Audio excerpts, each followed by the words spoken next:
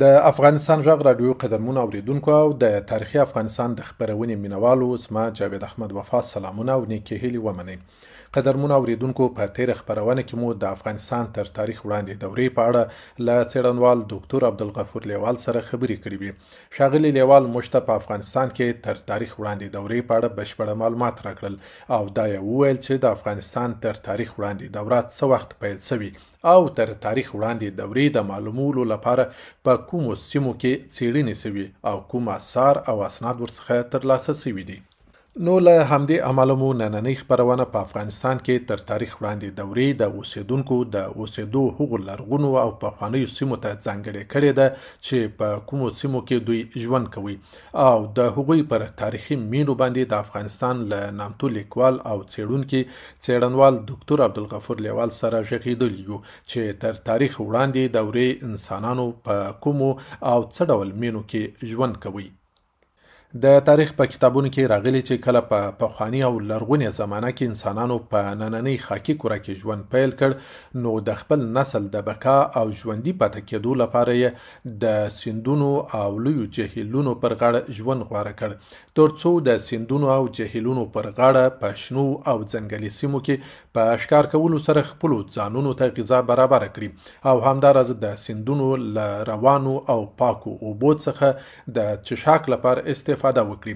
کومې څېړنې چې د څېړونکو او لرغون پیژندونکو لخوا د نیل، فرات، دجلې او نورو لویو سیندونو پر غاړه شوي د لومړنیو انسانانو د ژوند ډېرې نښې نښانې ورڅخه ترلاسه کړي دي چې په اړه څېړنوال ډاکټر عبدالغفور لیوال وایي. تر هر څه مخکې د بشر پیژندنې یا انتروپولوژي علم موږ ته دا څرګندوي چې تر لومړني هوموساپین یا ولاړ انسانان چې راست قامته انسانان ورته وایي دوی طبیعي ژوند له سیندونو او څړځایونو سره وتړل شو ځکه دوی د خوړو دپاره اوبو ته او د اوبو پر څنډو میشتو ژویو ته اړتیا درلودله. د همدې لپاره د لومړنیو انساني ټولنو موجودیت د لویو سیندونو ترڅنګ تر سترګو کېږي. د 20مې پیړۍ په پیل کې لومړني لرغونپوهنیز او انتروپولوژیک مطالعات په نویو میتودونو د همدې لپاره راپیل شول چې د نیل، دجله او فرات په څنډو کې لومړنۍ مطالعات راپیل شول. همداراز ښاغلي لیوال زیاته کړه د 20مې پیړۍ په لومړۍ نیمایي کې د سیند حوزې ترڅنګ د اوسني افغانستان د مهمو او لویو سیندونو په څنډو کې هم د نړیوالو تاریخ پوهانو او لرغون پیژندونکو لخوا د لومړنیو انسانانو د ژوند په اړه څېړنې شوي دي چې هلته یې د انسانانو د ګډ ژوند او اوسېدو په اړه ډېر آثار ترلاسه کړي دي. په 1922 کې د سند وادي او په 1933 کې د آمو یا اکسوس د سند غاړې او بیا وروسته په 1914 میلادي کلونو کې د نادعلي یا د سیستان د حوزې چې د هلمند د سیند پر غاړه پرتې سیمې دي دا مطالعات راپیل شول او د لومړي ځل لپاره د انساني تجمعاتو موږ مخکې هم ویلي وو چې انساني ژوند خورا لرغونی دی په افغانستان کې چې وروسته به په ځینو سیمو کې ورته اشاره وکړو مګر د لومړنیو تجمعاتو او دا چې انسانانو لومړني وسایل جوړ کړي دي تر ټولو لرغونې نښې د کالکولیتیک د دورې چې هغه د ډبرپیر د پای دوره ده د سند حوزې یا د نوي ډبرپیر د پیلېدو حوزه چې هلته ډبره په منظمه توګه توږل شوې ده او بیا د فلزاتو تر راموندلو پورې دغه د موهنجو ویرو یا موهنجدیرو د سند د حوزې له موندنو سره همزمان د افغانستان موندنې هم را پیلېږي، یعنې دا ډېره لرغونې دوره ده. د همدې دپاره موږ داسې فکر کوو چې د اباسین نه نیولې د اباسین یا د اندوس پر غاړه له تحقیقاتو او بیا د اکسوس او آمو تر څنډو پورې په دغه ټوله حوزه کې چې نننی افغانستان شامل دی 4000 کاله مخکې تر میلاده چې له اوس نه شاوخوا 6000 کاله کېږي د کالکولیتیک دوره تیره شوې ده او د استاد کوهزاد او نورو لرغونپوهانو له اټکل سره سم د کالکولیتیک دوره د کوټې ښار ته نږدې چې اوسنی نال او جالوان سیمې پکې شاملېږي دلته ډېر لرغوني آثار موندل شوي دي او امریکایي لرغونپوه پومپلی هلته څېړنې کړي دي. د کالکولیتیک د دورې د پای آثار په سیستان کې یا همدغه نادعلي یا پخواني زرنج کې لومړنۍ نښې موندلی شو چې هلته نه یوازې دا چې د ډبرپیر وروستي آثار موندل کېږي بلکې د کولالي صنعت لومړنۍ نښې هم موندلی شو. تر دې پرته چې په لنډه توګه درته وایم چې لومړني انسانانو چې دلته وسایل جوړ کړي دي او په تجمعي توګه یې ژوند کړی دی د اکسوس یا د آمو پر غاړو د مرغاب سیند پر غاړو دلته هم د کالکولیتیک یا د ډبرپیر د پای دورې آثار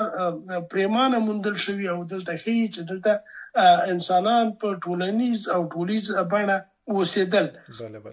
تر دې چې شاوخوا 5000 کاله مخکې له میلاده چې تر ننه 7000 کاله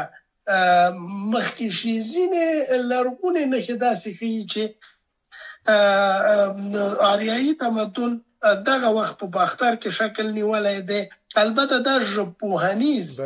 یا ethnolingwistics مطالعات دي چې ښیي چې د باختري ژبې لومړنۍ نښې چې هغه د تاسو پوهیږئ چې د هند اروپایي ژبو یوه مورینه ده د بلخ په سیمه په شاوخوا کې د لومړنیو ویونکو نښې څرګندېږي چې په دې توګه موږ وینو چې د لومړنیو انسانانو ترمنځ منظم ژبني اړیکې او د ژوند د ګډ ژوند لومړنۍ نښې حتی تر 8000 کاله مخکې هم شاته ځي. نو مهمې حوزې په افغانستان کې همدغه د لویو سیندونو تر غاړو دي انساني حوزې چې هغه آمو سیند، د هلمند سیند، د مرغاب سیند او یو شمېر نورې د اوبو او روان اوبو په څنډو موږ ته د لومړنیو انسانانو ژوند ښیي. په افغانستان کې تر تاریخ وړاندې دورې د پخوانیو انسانانو د اوسېدو له سیمو څخه یوه مهمه سیمه د هزارسم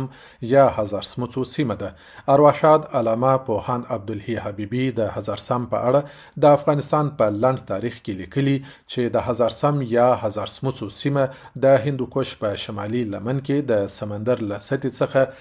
د 3300 فوټه په لوړوالي او د 1400 کیلومترو په اوږدوالي په سمنګان ولایت کې پرته ده. زر سمڅې لري چې په لرغونې زمانه کې هم د هند، کابل، بغلان، کندوز، بدخشان او چین لاره له همدې وادي څخه تیریدله. همدلته د غره په ډبرو کې هغه پخوانۍ سمڅې شته چې پخوانیو انسانانو به پکې ژوند کوي. همدارس ښاغلي لیوال له افغانستان غږ راډیو سره په خبرو کې وویل چې د افغانستان د هزارسم سیمه ډیره لرغونې او تر تاریخ وړاندې دورې د انسانانو د اوسېدو ډیره پخوانۍ مینه ده. د زیاته کړه کومې څېړنې چې په هزارسم کې د ایټالوي څېړونکو لخوا سوي د هغوی له مخې ایټالوي څېړونکو وویل چې په هزارسم کې تر 100,000 کاله مخکې انسانانو ژوند کوي. هزارسم یا هزارسمڅ په قره کمر کې د سمنګان د مرکز ایبکو له ښار څخه شمال لوري ته شاوخوا 8 کیلومتره لرې پروت یو ځای دی یا یو سیمه ده چې په افغانستان کې د اته تر تاریخ وړاندې دوره تاسو پوهیږئ چې موږ د ځمکې او د ځمکې پر سر د انسانانو د ژوند په اړه دوه لویې دورې لرو چې یوه تاریخي دوره ده چې انسانان د لومړي ځل لپاره د خط او د اجتماعي ژوند له پیل څخه راپیلېږي او تر هغه پخوا ډېره لرغونې دوره ده چې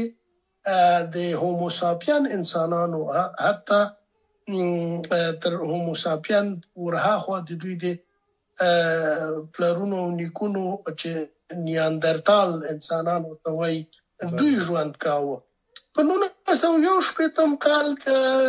دلته ایټالوي لرغونپوهانو پروفیسور توچي تر مشرۍ لاندې او همداراز د لومړنیو بشرپېژندونکو یوې ډلې د هزارسوم په سیمه کې عجیب نوي حقایق وموندل. دوی دا فرضیه وړاندې کړه چې په دغه مغاره ډوله سیمه کې چې دلته تر 100,000 کاله یعنی 1,00,000 کاله پخواني نیاندرتال انسانان چې د همدغه هوموساپینانو نیکونو هم دلته اوسېدلي دي چې دا په دې حساب د انساني ژوند سابقه د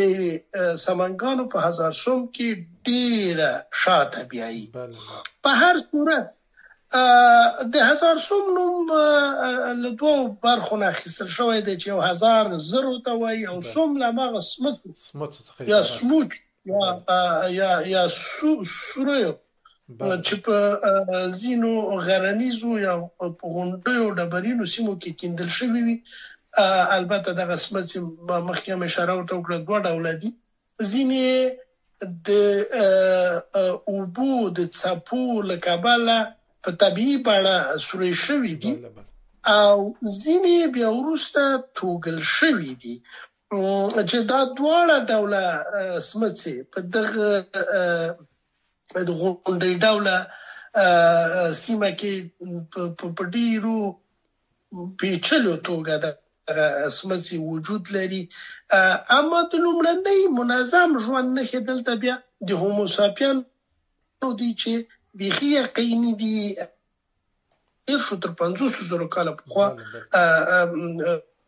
دورې ته رسي.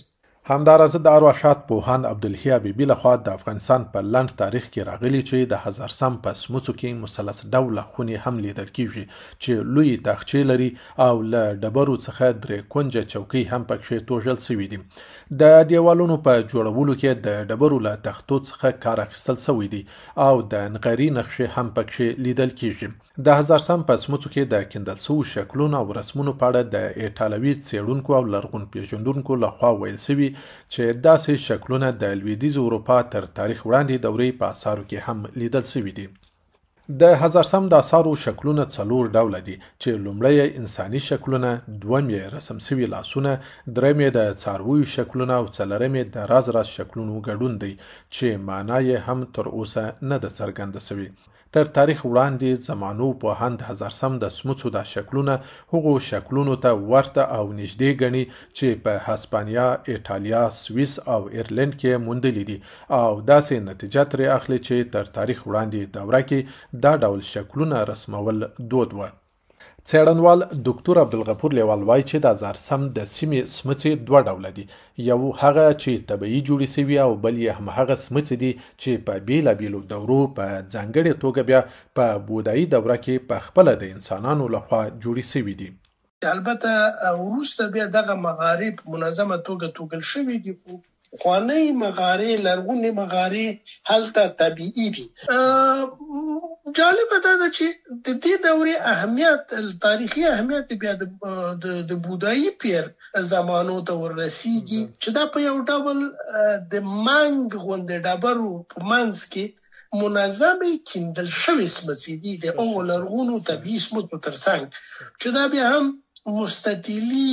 یا 4 کونجه شکل لري او هم ځینې ځایونه په مخروطي او د ګمبز په شکل نیم دایروي توګل شوی دي چې دای خپلنا لا پسې زیاتې او ډېر په زړه پورې ده خو دلته داسې څرګندېږي چې په نسبتا رانویو کیندل شویو سمڅو یا بغارو کې په پخوا د بودایي دورې مرتازان او هغه بودایي په اصطلاح روحاني مشران دلته پکې سیلا کېدل او پکې ناست وو دا هم په څلور کونجه هم په مقواس او هم په بخروتی یا ګمبزي ډول توګه کیندل شوی دي. ښاغلی لیوال وایي د هزارسم په لرغوني او تاریخي سیمه کې چې تر اوسه د کورنیو او بهرنیو څېړونکو او د لرغون پیژندنې د پوهانو لخوا کومې څېړنې سوي دي کافي نه دي، بلکې دا تاریخي او لرغونې سیمه ډیرو نورو څېړنو ته اړتیا لري ترڅو د افغانستان تر تاریخ وړاندې دورې د انسانانو په اړه ډیر نور او په زړه پورې معلومات ورڅخه ترلاسه سي. د دومره باید ووایو چې د هزار سمڅو سیمه ډیرو نورو تحقیقاتو او څېړنو ته اړتیا لري. شاید دلته ډیر په زړه پورې حقایق نور هم وموندل شي چې له بعده مرګه په تیرو 500 کلونو کې دلته د امنیتي ستونزو له کبله دغه تحقیقات نیمګړي پاتې دي او ښایي په افغانستان کې د ثبات او سولې په راتلو سره که دلته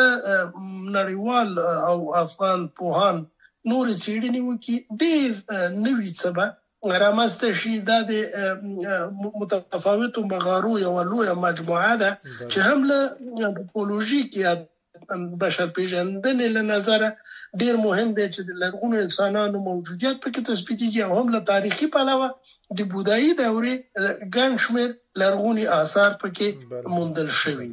د افغانستان غږ رادیو قدرمن اوریدونکو او د تاریخي افغانستان د خبرونې مینوالو په افغانستان کې بل تاریخي او لرغونې سیمه چې هلته د کورنیو او بهرنیو تاریخ پوهانو د څېړنو په پایله کې د افغانستان تر تاریخ وړاندې دورې د انسانانو اړوند ډیر مهم او د تاریخي څېړنې په برخه کې ډیر ګټور آثار او اسناد پکې ترلاسه شوي دي. هغه د غزنی ولایت د ناور دښته ده. د ناور ولسوالي او شنه دښته یې د غزنی له مرکزه نږدې 55 کیلومتره لیرې ده چې په دغه لرغونې دښته کې اوس هم د پاکو اوبو ښکلي جهیل شته چې د ګڼو مرغانو د اوسېدو ځای دی. د هیواد نامتو لیکوال او څېړونکی څېړنوال عبدالغفور لیوال وایي چې د غزنی د ناور دښتې د ولاړو اوبو او شاوخوا شنې سیمې له امله زرګونه کلونه مخکې دلته انسانانو ژوند غوره کړی و. ناهور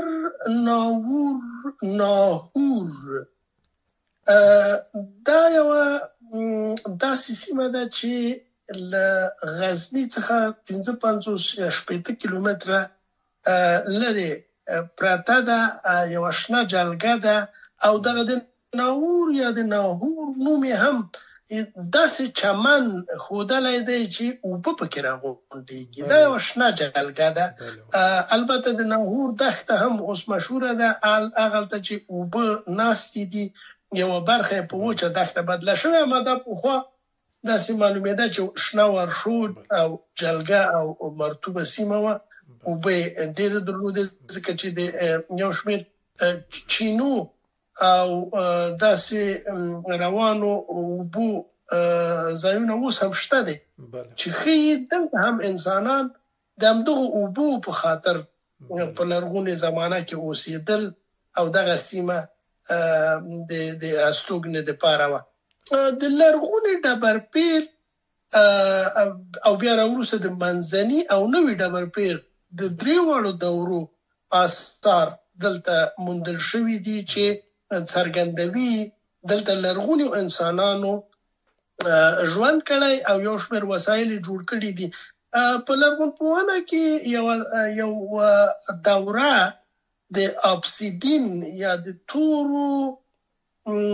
ورغورځونکو یا آتشفشاني ډبرو څخه د وسایلو د جوړېدو ځانګړې دوره ده.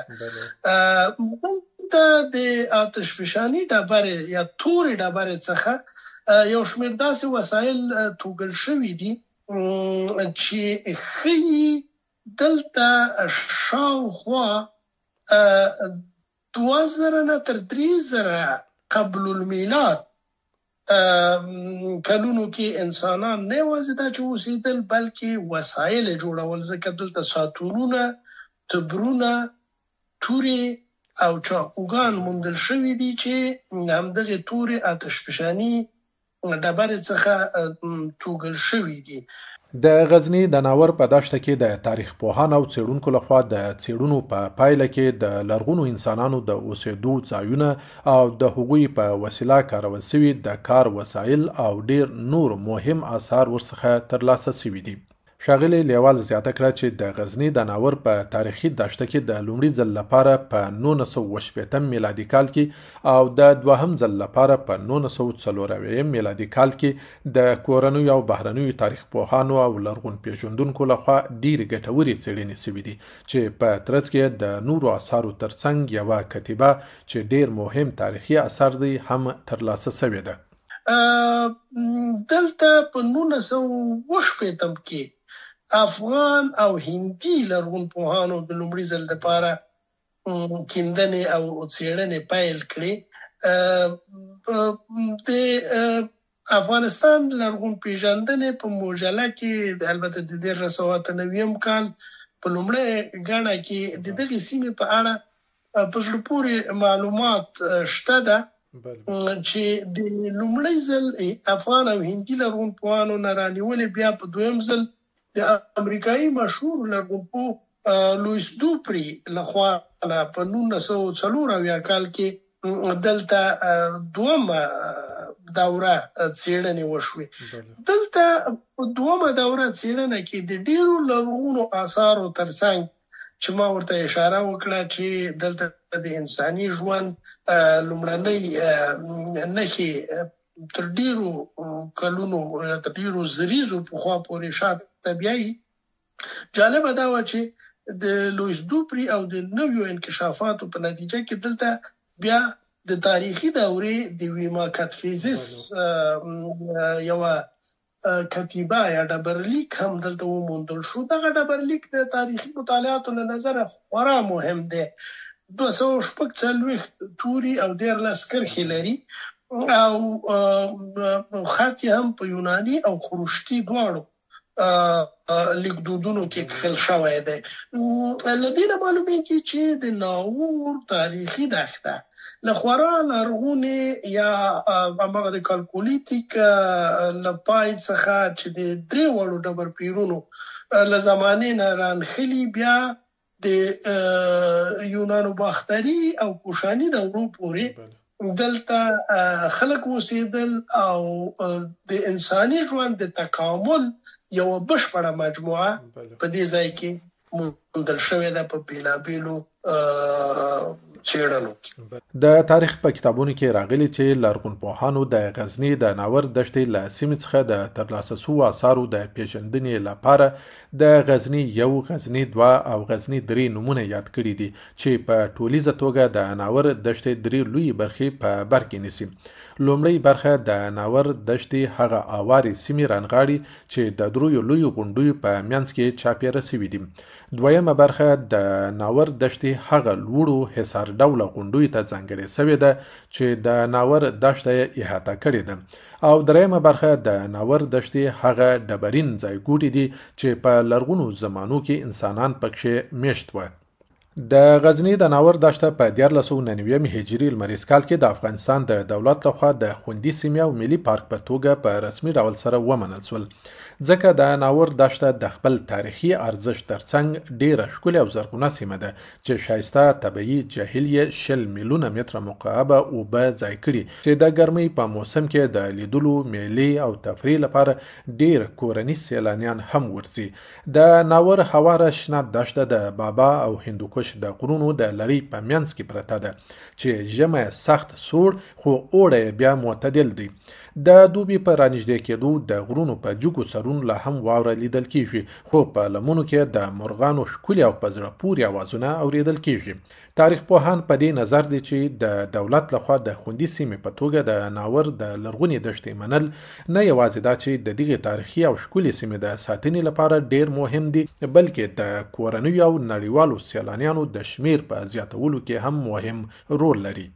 د افغانستان غږ رادیو قدرمنو اوریدونکو او د تاریخي افغانستان د خبرونې مینوالو زموږ نننۍ خبرونه پر همدې ځای پای ته رسیږي. تر راتلونکي خبرونې پورې چې یو ځل بیا ستاسو په خدمت کې حاضرېږو، ما جاوید احمد وفا ته اجازه راکړئ. د خدای په امان، ښه وخت.